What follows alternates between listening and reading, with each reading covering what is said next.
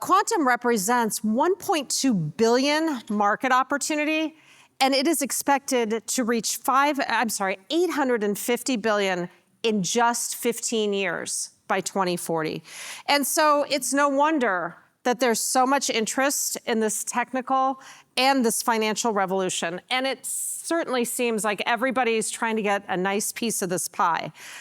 And as Michael said, there are countries' ambitions, there's investment dollars, there's political considerations, and these are all a major factor in determining how this opportunity is going to be sliced up.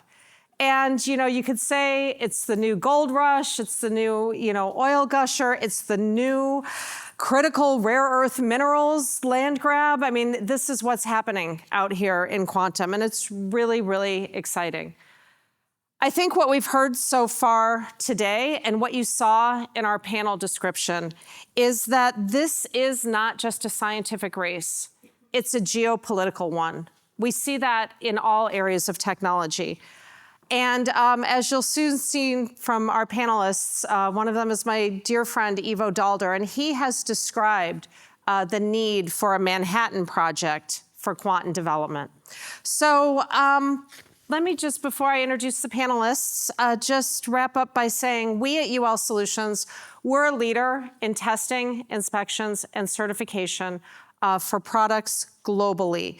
And we are well attuned to the way that governments cooperate or need to cooperate in areas like standards developments, scientific breakthroughs, talent, commercialization, and really everything that supports getting new ideas and new innovations to market as quickly as possible, especially when there's emerging technology. The competition is incredibly fierce, and I can just say that every single day, I heard the comment about needing talent. We need this every single day. So I am excited to be here as a moderator, representing both a history that I have on the Chicago Council on Global Affairs Board, as well as the P33 board, and we've got a fantastic panel here. So with that, I'd like to introduce each of them. First, John Feiner. Come on out, John. John is a Carnegie Distinguished Visiting Fellow at Columbia School of International and Public Affairs. He served 4 years as President Biden's Principal Deputy National Security Advisor, advising the president on foreign policy issues and leading the national security decision-making process and crisis management for the federal government. John was awarded the National Security Medal, which is the president's highest award for contributions to national security. He also served in a range of roles in the administration of President Obama. He was the global head of geopolitical affairs at Warburg Pincus, a private equity firm, and an adjunct senior fellow at the Council on Foreign Relations. And before John entered government, he was a foreign and national correspondent for the Washington Post. He spent 18 months in Baghdad covering the Iraq War and embedding with the U.S. Marines during the 2003 invasion. He also covered conflicts in Gaza, Georgia, as well as Israel and Lebanon. He covered the 2004 presidential campaign here in the U.S. and said, though, the highlight of his career was covering the World Series with his beloved Boston Red Sox in 2004. Welcome, John. All right, our next panelist is Kathleen Hicks, and she served as the 35th U.S. Deputy Secretary of Defense during the Biden administration. Kathleen was previous Senior Vice President and Director of the International Security Program, at the International Security Program at the Center for Strategic and International Studies. She was also the Don Marin Scholar at the Kissinger Center for Global Affairs at the Johns Hopkins School of Advanced International Studies, where she's once again affiliated as a senior fellow. Earlier in her career, Kathleen was the Principal Deputy Undersecretary of Defense for Policy and the Deputy Undersecretary of Defense for Strategy, Plans, and Forces. Kathleen has held positions on the Board of Trustees of the Aerospace Corporation, the Board of Directors of the U.S. Naval Institute, the National Defense Strategy Commission, and the National Commission for the Future of the Army. She is a member of the Council of Foreign Relations. Our next panelist Our next panelist is Sebastian Wray, who serves as Denmark's quantum diplomat in North America, where he leads Denmark's regional, political, commercial, and academic cooperation on quantum technologies. Now, prior to his current post, he was based in Silicon Valley, where he served as the chief strategy advisor to Denmark's tech ambassador, who has a global mandate to represent Denmark on matters of technology. And in that role, Sebastian led deliberations with big tech on matters such as cybersecurity, data protection, and online freedom. Furthermore, he was involved in creating the bilateral joint statement on quantum between Denmark and the United States.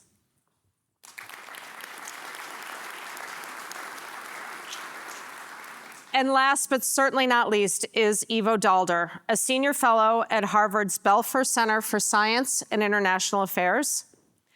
Ivo was president and CEO of the Chicago Council on Global Affairs until earlier this year, and he held that post since 2013.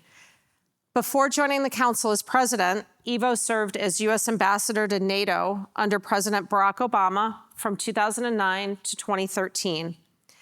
And prior to his appointment to ambassador to NATO, Ivo was a senior fellow in foreign policy studies at the Brookings Institution, specializing in American foreign policy, European security, and transatlantic relations, as well as national security affairs.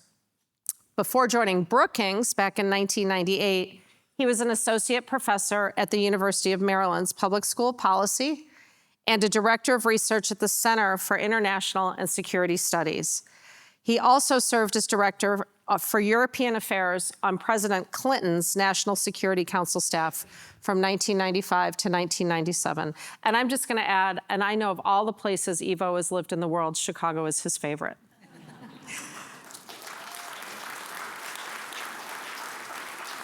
All right, and then Ivo also has authored 10 books, and you frequently will see him on the news as a leading expert in foreign policy.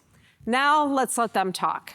So I am going to sit and listen to, I'm going to ask each panelist just to open with their thoughts, and I'm going to start with John. John, when you were Deputy National Security Advisor, what were the concerns and the benefits you were seeing in terms of quantum development, and how did you deal with it? So first of all, thank you. It's great to be here, and a lot of fun to be talking about this topic. I guess where I would start is everything that you heard on the last panel is true, and maybe the most consequential, maybe the most important aspects of what the quantum revolution will bring. But in addition to this incredible opportunity, it is also just a very high stakes competition. And there are economic dimensions to that competition, but the national security implications are sort of at the core of it. So it would probably surprise some people to learn that in addition to a lot of discussion during the 4 years that Joe Biden was president about topics like Ukraine and Gaza and Taiwan and Afghanistan, we spent a significant amount of time thinking about how to put the United States in the most advantageous position possible for technology competition, including at the very top of the list, topics like AI and quantum.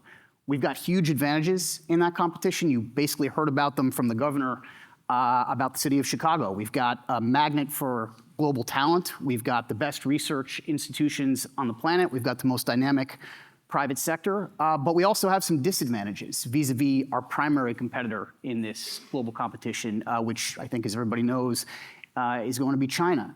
And here, some of the disadvantages are the other side of the coin of the advantages. So China is a closed society, but its authoritarian government allows it to direct resources to areas of priority. We sometimes, as a government, have trouble extracting resources from our Congress or channeling private capital into areas that are of greatest consequence from a national security perspective. And we run the risk, if we're not careful, of undermining some of the advantages that I just described, in particular, some of the challenges going on today with research institutions, funding for research and development from the federal government, and attracting the best talent from around the world to the United States. So again, I think the core role of the national security part of the government is to put the United States in the most advantageous position we can be in. The last piece of that, obviously, and it's great that we've got foreign counterparts here as well, is going to be working together with our closest partners and allies around the world. That's one advantage the United States has that China doesn't.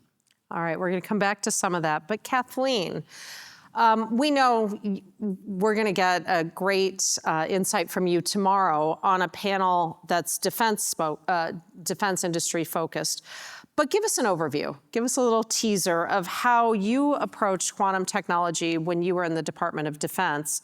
And what were some of the top concerns and top opportunities that you saw with quantum? Sure. Well, thanks very much for having me. And I'll just say that what John's laid out is very much the starting point for how the Defense Department then took that national level view and sought to apply it and the priority on quantum inside the Defense Department. So that began with identifying quantum science as one of our priority technology areas. We did that in a very public way. It's still up on the DoD website that way. And we do that for two reasons. First, because it's an internal signal. So doing that early on helped to focus internal resources of the Department of Defense toward quantum over other potential areas. And again, it sat alongside some other AI being notable in their areas.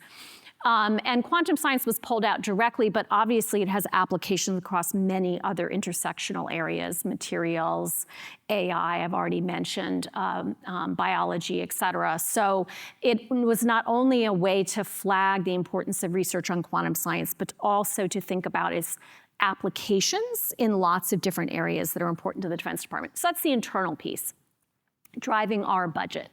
It also is an incredibly important signal to the community that supports defense research and also procurement and what we pursue. So we're sending a market signal.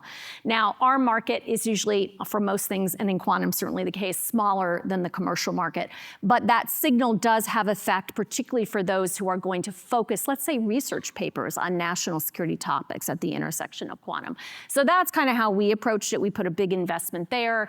I can't speak specifically to the dollar levels, but I'll just say it's in the billions that the Defense Department spends in this space. And the most recent, under the Trump administration, the reconciliation bill that just passed has a specific call out of $250 million for DARPA to continue benchmarking work that they've been working on in order to see how commercial companies can scale compute. So we looked at, of course, both the opportunities and threats. We have an advantage at this point on compute in particular. It's not here right now, but we have world-class everything that John pointed out. And so from the Defense Department perspective, we can see lots of ways to apply that. I can talk about some of those in Q&A here, or we'll expand upon that tomorrow. We also have a lot of concerns about, in particular, our cryptographic systems and making sure we can protect our data. If someone other than the US were able to have quantum capabilities that really were able to break that cryptography, that creates significant challenges for us. So there's also significant investment from the Department of Defense and the intelligence community and others in protecting having quantum resistant capabilities. So those are other areas that we put money into. And then I'll just mention in passing quantum sensing, which is more immediate, available today, closer to commercialization. And we see applications for quantum sensing for things like specific ability to detect, let's say, submarines, other capabilities along those lines that can get into more immediate application. That's fascinating. We're going to come back to that also. But let's introduce Sebastian. First off, it's pretty impressive that Denmark established a tech ambassador. And you spent time in Silicon Valley. I don't think we see a lot of ambassadorships in Silicon Valley. And you were chief strategy advisor to Denmark's tech ambassador. Now you're in Toronto as the North American quantum diplomat. And as you said, equidistant, Chicago, New York, Toronto. So how, in this diplomatic role, how are you approaching quantum and quantum technology? Well, thank you so much for the question, and thank you for having me. It's an absolute pleasure to be here in Chicago. What a beautiful town you've got.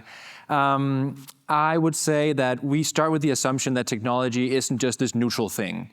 The whole reason we have a tech ambassador is that technologies have been a main driver, not just of geopolitical change, but of societal change in our lifetimes. The invention of the nuclear bomb, which is a technology has largely been the deciding factor in the international security political landscape for 80 years.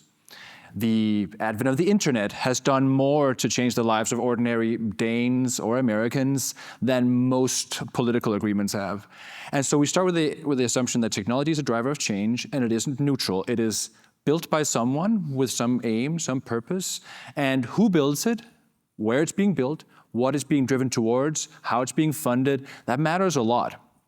And so when we look at quantum technology specifically, we think, wouldn't it have been wonderful if in earlier technological waves we had gotten in early, made a broad partnership of nations that have similar interests and are aligned and are close collaborators and are close partners to say, how can we best foster this technology into the world in a way that, to go back to Matt's point from the earlier panel, that it serves everyone, and that it's a technology that is developed with the most possible upside and the least possible downside. Really try to mitigate the real security challenges that come with quantum technologies early on. The US we can talk about that later. The US is doing a lot here in terms of making standards for post-quantum cryptography, for example. That's wonderful. But also, how can we maximize the benefits? And as a partner to the United States, Denmark comes with a lot on the table when it comes to quantum technologies. One of the founding fathers of quantum mechanics, of quantum physics, was the Danish physicist Niels Bohr. He won the Nobel Prize for his work. He founded the Niels Bohr Institute in Copenhagen. And so for 100 years, we've had research into quantum physics in Denmark. We also have strong photonics researchers and all sorts of other stuff. And within the past 3 to 4 years, the Danish government has really put its money where its mouth is and invested a lot of money into the quantum ecosystem in Copenhagen, including having my position even exist. Like, how many countries have a quantum diplomat posted in other countries? Like, I think we're walking the walk as well as talking the talk. That's excellent. All right, Ivo, let's have you wrap up the introductions by taking your perspective, your decades in foreign policy and international affairs, and tell us what you see as the most pressing issues when it comes to quantum technology and, you know, this race that we're in, this very critical race. Yeah, thanks, Jenny. And let me just build on what the other three have said, because I think we are in one of the most important races for technology that we have ever been in our lifetimes. Certainly in our lifetimes. Yes, we had a race like this with regard to the atomic bomb. It was a very deliberate race. It was, in many ways, atomic energy, nuclear energy, and quantum developed in very similar ways, which is to say, scientific breakthroughs by brilliant individuals who came up with new ideas about how to create something.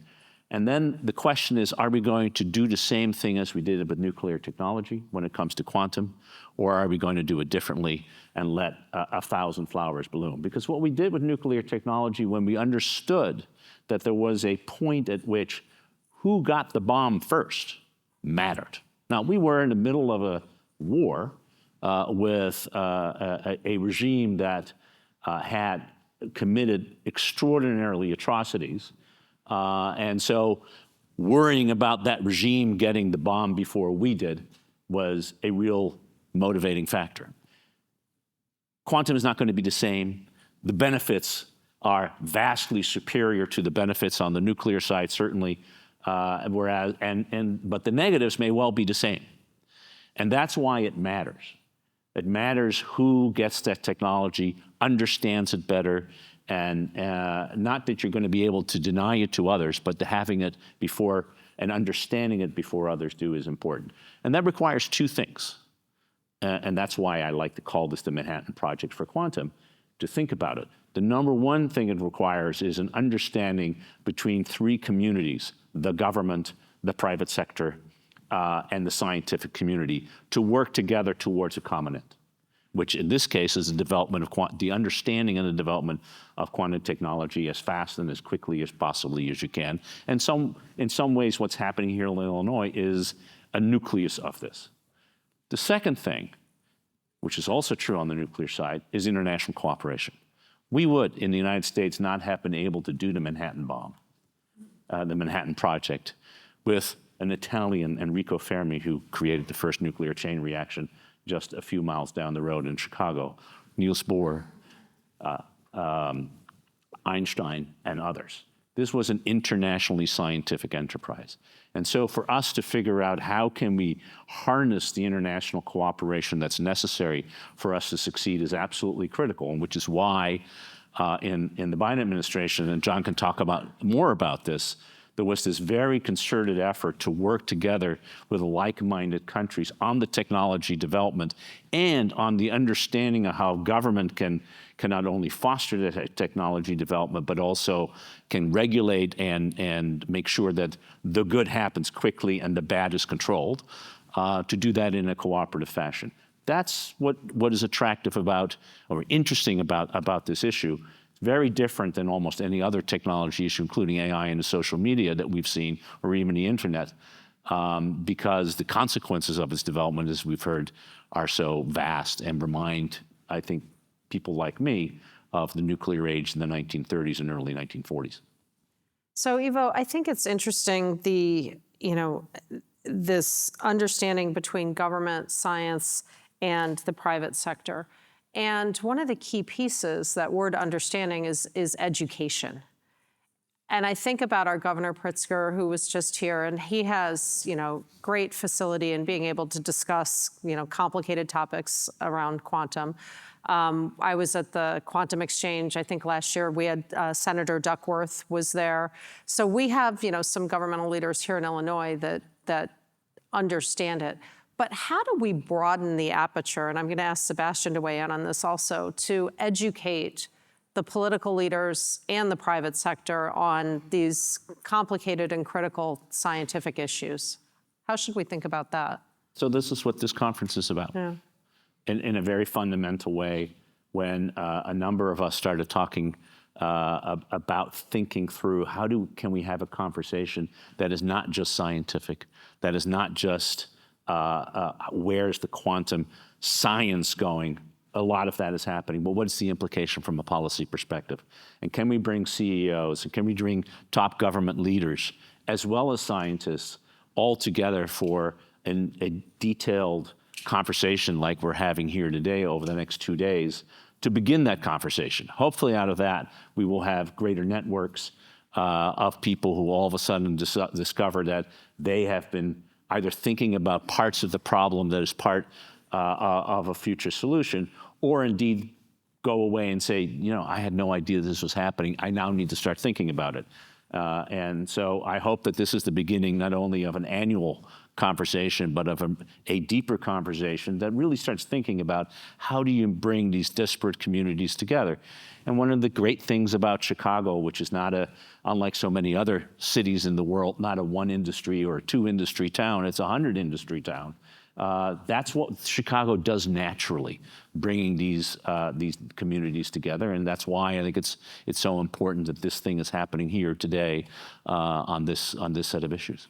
And Sebastian, you said that was a key part of your role, bringing business, governments, academia together. How do you approach it? How should we be thinking about it from your perspective? Well, like to Ivo's point, yeah, the best minds are going to be developing this technology, whether they're sitting in Germany or sitting in the U.S. somewhere or in Denmark. And I think as many students as we can get to co-work together, get PhDs crossing back and forth, get research group connected across what we could call the Western Alliance, or across a community of nations that has free and open societies and view the development of this technology in a like-minded way, the better. And that work is going on. There's several multilateral groups, multilateral forums where quantum is the main driver, where nations such as the US, Canada, Australia, Japan, many European countries are collaborating. And then we also need to invest, I think that was a point of the earlier panel too, we need to invest in just basic education from skilled labor to master's students and PhD students. In Denmark, we're educating right now the highest number of quantum graduates per capita. We are a small country. Per capita numbers can be easy to get up, but still, I think it speaks to.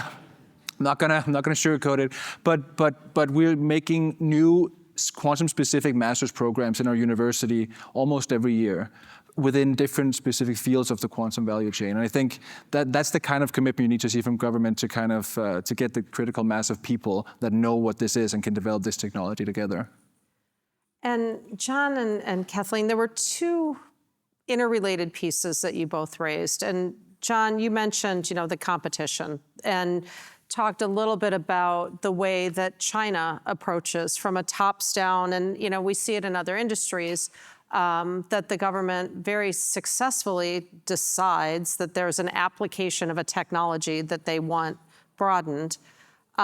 Kathleen, you talked about the fact that in the Defense Department, that's the way that you're thinking about it, is what are these defense applications? So can you each comment on how we, from I'm going to call it a Western government perspective, compete against kind of this tops down, and what are the pros and cons of each side? So yeah, look, I think John said it really well, which is I believe in our potential more than I believe in their potential. We have an innovation ecosystem that should be second to none. We have allies and partners. The Danes are an excellent example all over the world who want to work with us. We have a free and open society, free minds, freedom of expression and of research. If we can realize that, if we can invest appropriately, if we can tap into the demographic advantages that we have, both, if you will, here in the United States, but also through our smart immigration policies, it's hard to beat that. And we've shown that generation over generation. We are really challenged right now in those areas, as John pointed out. There's some that I think are humming along very, very well. I think there's a lot of enthusiasm around the private sector in particular. That's great. I mean, that's got to be a necessary piece of it. But you have to have public policy around that supports it. And I think that's an area of concern, particularly for research universities and others. Maybe just to go one level more detailed in talking about the stakes, because I think we've all sort of alluded to what's at stake here, but maybe just worth making it a bit more explicit. Because in addition to the competition between and among nations, there's another kind of race going on at the same time, which is sort of a race between the offensive side of quantum, the development of the computer, and the defensive, what I think of at least as the defensive side of this problem set, which is post-quantum cryptography and the other defensive mechanisms that countries are going to use against a quantum computer that countries will try to use against us. And so that race, the reason that race is important is, I won't scandalize, I don't think, anybody here by telling you, governments collect secrets from other governments. Our government may do that. Other governments certainly do that to us. And some of those secrets, not the Danes, everybody but the Danes. Give us your phone. No. I can only say it because I'm out of government. It's okay.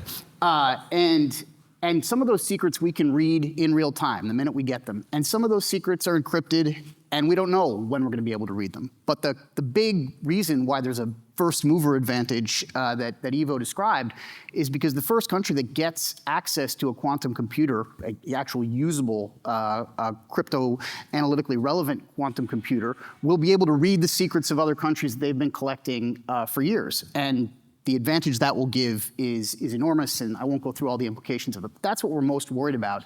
And two concerns I have, having laid out all the ways in which I think the United States is advantaged, both on the offensive side and I think the defensive side. One is our federal government has historically been probably the greatest repository of technical capacity and technical talent in the world. Not every single person in every single field is the very top of their field, but when you look at the breadth and depth that is available to policymakers, it's incredible. Whenever there is a new problem that we have never heard of, within 20 minutes, you can get somebody on the phone who has been studying that problem for 20 or 30 years and has a kind of world-class mindset to try to get you the information you need to make decisions. Because, as facile as we can be in talking about these things, none of us up here, I think, has the sort of technical background that's required to be a deep expert. I worry about the fact that that advantage for the United States is eroding the more civil servants and technical experts are walking out the door, either because they choose to leave or because they are pushed. That will hurt us on the offensive side of this problem. On the defensive side, and Kath actually is the one who really should speak to this because she's really been effective at wrestling with this problem, we are sometimes very good at developing technologies and then very slow to adopt them as a government. And the adoption costs and the barriers to adoption can be extremely high. Bureaucratic challenges can be extremely cumbersome. And so one of the things I worry about is that we win the race, but ultimately lose the overall competition because we are too slow to get this stuff actually implemented. So as a follow-on, what should we be doing differently to address that second concern? That's a better question for you. Well, on technology adoption, look, I think this is just last week at the Aspen Security Forum, Kent Walker from Google spoke to this. So the following is, paraphrasing his point on tech diffusion, which is, just what John said, which is we have a history in the United States of creating new tech. You can think of the microelectronics. You can think about, all kinds of different techs that then other countries were superior, or industries in other countries were superior at then taking that research and the design work in the US and scaling it. So the scaling piece is a huge challenge on compute for quantum. That is where a lot of the energy is, both within the US government, the Defense Department specifically. I mentioned the DARPA example on the quantum benchmarking initiative. And of course, in the private sector is how do we actually scale this? And then once we are able to do that, have the capability to do that, how do we make sure we take best advantage of it rather than take our eye off the ball, essentially, and to use John's example of the many ways in which the federal government might take its eye off the ball by not having the right people in place who can help execute effectively, but also more generally not having the right public policy and regulatory policy in place, and then this drifts away. So I think that's a big concern. And Jennifer, if I can, I just want to mention one item unrelated to that, but related to something you asked before about relative advantage, and just in a defense-specific sense.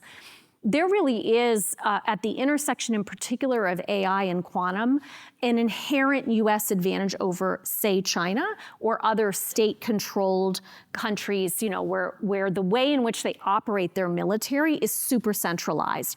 What we do in the United States and what Western governments in general do with their militaries is we train day in, day out, so that the effective level is at the lowest possible echelon, the lowest level. So there's a lot of individual esprit, a lot of individual momentum, and AI and quantum together bring what we call decision advantage faster, right? That would do that for any military, but it's going to preference militaries that have that decision power down at a lower level. So there is an inherent advantage to us being able to tackle quantum and AI quickly, and I think it could make a big difference in terms of Western military capability. That's fascinating. And Sebastian? Yeah, just to kind of share a little bit of how diplomatically we go about ensuring that we do that in partnership is Denmark has been doing a lot of leading within NATO to ensure that the NATO alliance kind of becomes a leader when it comes to in-housing, uptaking, and thinking about quantum technologies, both offensively and defensively. So one thing we did was we set up an accelerator housed at the Niels Bohr Institute in Copenhagen, a NATO accelerator. It's under the NATO program called Diana, which is how a lot of new tech is being uptaken into the alliance. And so quantum companies, small startups sometimes, come from all over the NATO alliance to Copenhagen to see how their solutions are relevant to the collective military capabilities of NATO, which is a wonderful thing. Secondarily, Denmark has been the first chair of what's called the Transatlantic Quantum Community within NATO. Again, a mechanism to try to get NATO countries on the same page in terms of what are the most immediate challenges, how should we think about them, where should we direct our funding, which technologies are more offensive, which one are more defensive. All these big questions, we need to have some systems in place for how to think about them and how to get those technologies into our capabilities. And so that's one area where we've been doing a lot of work, especially with the US. Ivo, I can tell you want to chime in. So I want to actually get back to this, to your question to John and Kath about the race, and just put two asterisks, although I completely agree with all the things that have been said, just two asterisks. One is not only the question of what happens to the civil servants and its ability to to generate the knowledge necessary for a government to react swiftly enough. We have developed over the last 80 years an ecosystem of how to do technology advantage. And that ecosystem is a combination of private enterprise and encouraging through the market to encourage as much innovation as possible, and research funding by the federal government to research universities. And that funding is what has transformed the American university from a college, a place you teach students the knowledge that already exists, to a research university that actually innovates and often innovates at a more rapid scale than the market possibly can do. And that system right now is, I will put it mildly, being stressed. And if we destroy the system or we weaken the system, we will have great places to teach people what we know, but no longer great places to learn what we don't know. And so that's part of your innovation ecosystem. The second, it has to do with this top-down versus sort of bottom-up. And I think John and Kath put we are really good at developing the technology, but really bad at applying it. The Chinese are really good at stealing the technology we develop and then applying it, because they have a top-down approach. So if you look at AI and its integration into actual products, China's way ahead of us. Not that their AI is any better than ours, but their ability to take that technology, apply it into the business and or societal aspects is better. I worry that the same will happen on quantum. And so I think the point that Kath and John have made about how do you make sure not only that you innovate, but then take the innovation and apply it in the maximally fast and effective way is absolutely critical.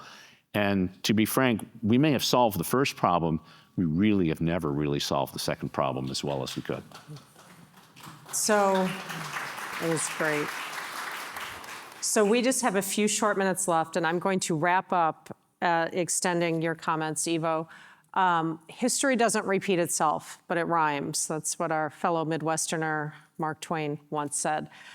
And you're making the connection, the history of technology evolution, AI into quantum. So lightning round, what have we learned from AI in real time that we should apply to improve the ways in which we move forward with quantum?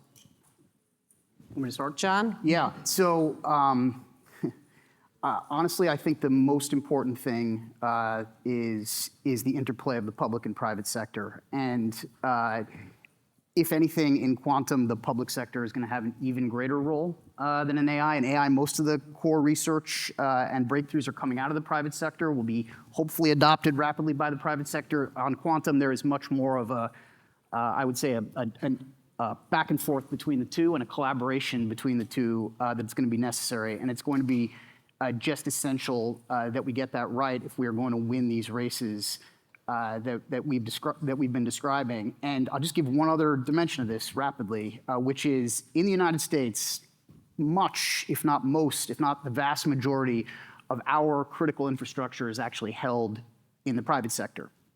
Not like that in many countries around the world, certainly not like that in China, which goes to another advantage and a challenge. An advantage is we have this open, vibrant, dynamic, innovative community. A disadvantage is if the federal government sees a big risk and the private sector is maybe the biggest, what we call attack surface for that risk, we cannot direct them without legislation what they need to do to protect themselves. And that is going to be a very big issue when it comes to quantum. The most vulnerable systems certainly are the federal government systems when it comes to classified information, but all of this other critical infrastructure mostly is going to be the responsibility of the private sector to get up to speed. And we can recommend, we can advise, but we can't mandate.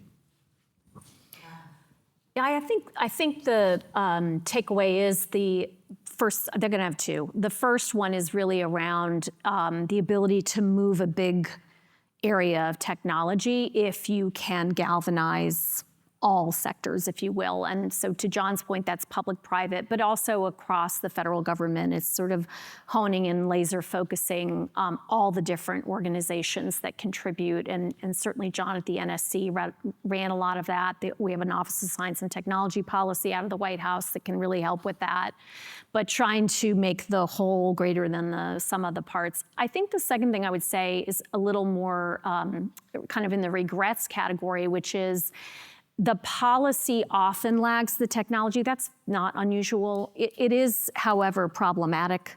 So I think if we can make sure the international cooperation piece, for example, the standard setting, even on quantum, on cryptographic issues, the US and partner countries take different approaches. It's not entirely clear we'll all be able to operate together, for example, in crises if we're using different approaches. So getting those policy frameworks, getting the international engagement up and running before we realize in particular 2030 or after we believe quantum computing at scale, I think that would be well worth the time. Sebastian. Yeah, thank you. And thank you for having me. I would hope that we've learned that once the technology is developed, the cat's out of the bag. And to Ivo's point, it's going to be deployed elsewhere. It's going to be played with. And you see AI right now, like, I don't know, my hotel room probably has AI in it right now. And it's just, so I hope that we've learned that once the technology is developed, it's going to be out in the world. And so let's get this one right as it is still being developed, as it is still maturing. Let's make sure we have knowledge of and control over the value chains. Let's make sure we develop this technology, that we design it from the start. You've heard of privacy by design when it comes to the internet technologies. Let's do some security by design when it comes to quantum technologies. Let's try to do as much as we can now, because once we have a utility scale quantum computer, the cat's going to be out of the bag. Ivo, last thoughts. So completely comparable to everyone else. I think if you look at the internet, AI, and quantum, there's an evolution from believing that the development of technology is by definition a positive and has no negative externalities, to an understanding, which is the social media and internet was always seen as opening up societies. Bill Clinton would talk about China trying to control the internet, and he compared it to nailing Jell-O to a wall, which was great at the time. It turned out to be fundamentally wrong. The Chinese were able to control the internet. AI, we're a little better. On quantum, we better understand before we get there that there are negative externalities of that technology. And if we don't control it before it happens, it'll be too late, which in my view is already the case with social media. And it's the case with AI too. And we have an opportunity, and this is just, I think, the general conclusion of all of us, of government to be in there before you get to that point and hopefully prevent the worst while maximizing the best. Well, thank you all. I think this was a very enlightening discussion on the role of diplomacy and quantum, and I could have spoken with you all for hours. So our time is up, but this was terrific. Please give the panel a wonderful hand. Thank you.